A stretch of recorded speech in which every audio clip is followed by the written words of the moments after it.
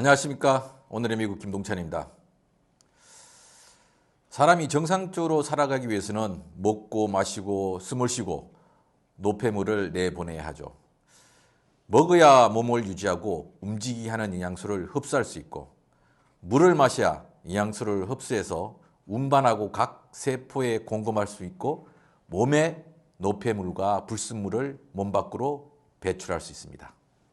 그리고 산소를 마셔야 세포가 호흡을 할 수 있도록 전자 전달계가 꾸준히 작동하게 하여 모든 세포가 에너지를 꾸준히 얻을 수 있게 하는 것입니다.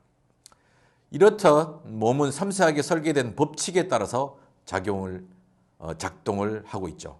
이 중 어느 하나라도 작동에 문제가 생기면 병이 나고, 그것을 빨리 해결하지 못하면 죽게 되는 것입니다.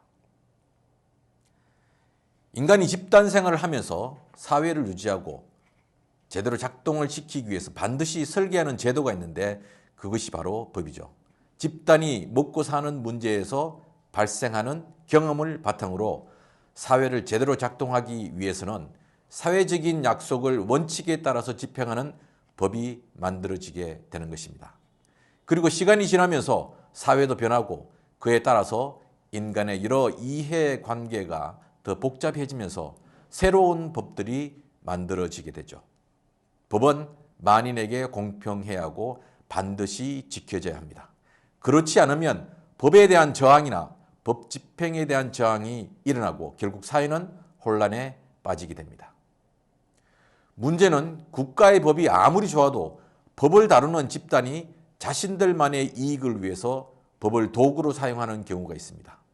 특히 업무상 고도의 학문적 지식이 필요하고 옳고 그름을 가리는 과정에서 대중의 눈을 가릴 수 있기에 이들 사법부의 부패는 대중들의 불신을 만들고, 그로 인해서 범죄의 증가 그리고 사적인 제재가 증가하게 됩니다. 이렇게 되면 사회 작동의 원칙이 무너지고 국가의 구성원들은 서로 신뢰를 하지 못하게 되고 국론이 분열되고, 결국 분열된 세력들은 서로 같은 국민이기보다는 적이 되어 자신들의 국가를 몰락시키게 됩니다. 전형적인 역사적 사례가 한때 중국의 찬란한 문명을 일구었던 송나라의 말기였습니다. 북송은 중국 역사상 처음으로 1억의 인구를 돌파했고 상비군만 100만이었다고 합니다. 그리고 경제력은 700년 후 영국 산업혁명 때의 철 생산량에 약간 못 미치는, 그렇지만 그 시대 최고였다고 합니다. 1990년 가치 기준으로 환산했을 때 1020년 당시에 1인당 GDP, 즉 국가 총생산이 1000달러를 기록했다고 합니다. 이 기록은 1400년대에 이르러서야 영국이 겨우 돌파를 했다고 하는데, 이런 송나라가 고작 6만 명의 병력을 가진 금나라에게 멸망을 당했습니다. 애덤 스미스는 그 원인을 사법정책의 집행에서 공정성과 일관성을 상실한 결과라고 했습니다. 무능과 부패한 관료에 맞서 양산박에서 활동한 108명의 호거를 다룬 수호지가 송나라를 배경으로 쓰여진 것은 결코 우연이 아니었던 것입니다. 한 나라의 법은 그 나라에 돈이 막힘없이 돌게 하여 먹거리와 국가의 부가 끊임없이 만들어지고, 그 먹거리와 부가 구성원들 곳곳에 전달되게 하는 시스템을 작동시키는 것입니다. 그런데 법을 집행하는 자들이 법을 자신들만의 권력과 부를 위한 도구를 사용하여 올바른 법 집행을 요구하는 사람들을 단죄하고 법의 권위를 실추시키게 된다면 정상적 경제활동이 무너지고 정치는 대결과 극단을 치닫고 사회는 급속히 혼란해지게 됩니다. 법은 국가 운영에만 있는 것이 아니라 회사에도 있고 조그마한 단체에도 있습니다. 우리는 이것을 회칙 혹은 전관이라 부릅니다. 그런데 개인 회사라고 조그마한 단체라고 해서 만들어 놓은 법을 무시하거나 자의적으로 해석하면 반드시 분쟁이 발생하고 편을 갈라서 싸우는 일이 발생합니다.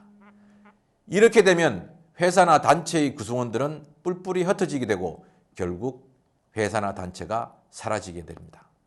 모든 문제는 법과 원칙을 자의적으로 해석하고 특정 집단의 도구로 사용될 때 발생합니다. 시간이 좀 걸려도 문제되는 정관을 원칙에 근거하여 개정을 하기 위한 논의를 하고 시대와 상황에 맞게 수정을 하고 합의된 정관을 원칙에 근거하여 운영하는 훈련을 해야겠죠. 미주 한인 커뮤니티에는 커뮤니티를 위해 만들어진 그리고 활동하고 있는 수많은 단체들이 있습니다. 어려운 이민사회에서는 보석과 같은 존재죠. 이런 단체들이 회칙을 원칙에 따라서 운영하고 또 상황에 맞게 잘 다듬어 가면서 시대에 맞게 새로운 세대들에게 잘 이어지게 한다면 한인 커뮤니티는 더 생동감 있게 발전할 것입니다. 비록 한인 커뮤니티에 크고 작은 단체들이 있지만 그동안 많은 분쟁들이 있었죠. 근데 그 분쟁의 가장 큰 원인은 있는 정관을 제대로 활용하고 그에 따라서 단체를 운영하지 않기 때문에 대부분 발생하고 있습니다.